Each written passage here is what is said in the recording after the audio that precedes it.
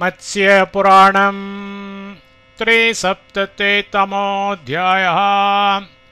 गुरुशुक्रपूजाविधिः। पिप्पलादौवाच अथ शृणु भूपाल प्रतिशुक्रं प्रशान्तये यात्रारम्भे वसाने च तथा शुक्रोदयेत्विह राजते वाथ सौवर्णे कांस्ये पात्रेऽथवा पुनः शुक्लपुष्पाम्बरयुते सिततण्डुलपूरिते विधाय राजतं शुक्रं शुचिमुक्ताफलान्वितं मन्त्रेणानेन तत्सर्वं सामगाय निवेदयेत्। नमस्ते सर्वलोकेश नमस्ते भृगुनन्दन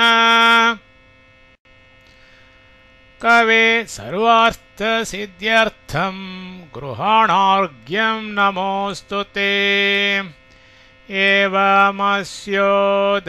कुर्वन् यात्रादिषु च भारत सर्वान् कामान् अवाप्नोति विष्णुलोके महीयते।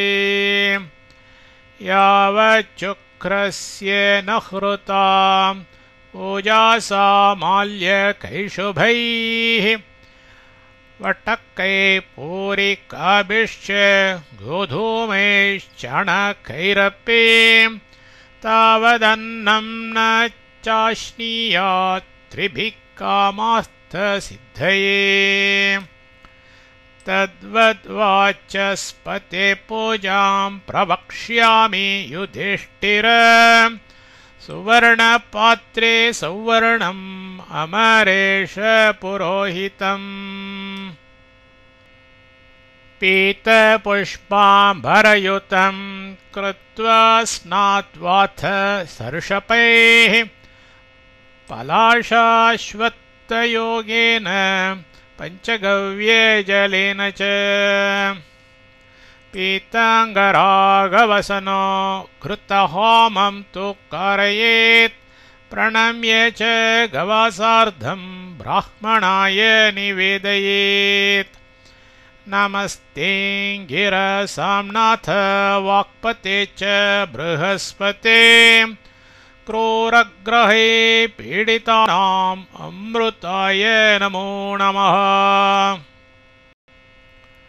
सङ्क्रान्तावस्य कौन्तेय यात्रास्वभ्युदयेषु च कुर्वन् बृहस्पते पूजां सर्वान् कामान् समश्नुते। कुर्वन् बृहस्पते पूजां सर्वान् कामान् समश्नुते। इति श्रीमत्स्ये महापुराणे गुरुशुक्रपूजाविधिर्नाम 3सप्ततितमोऽध्यायः।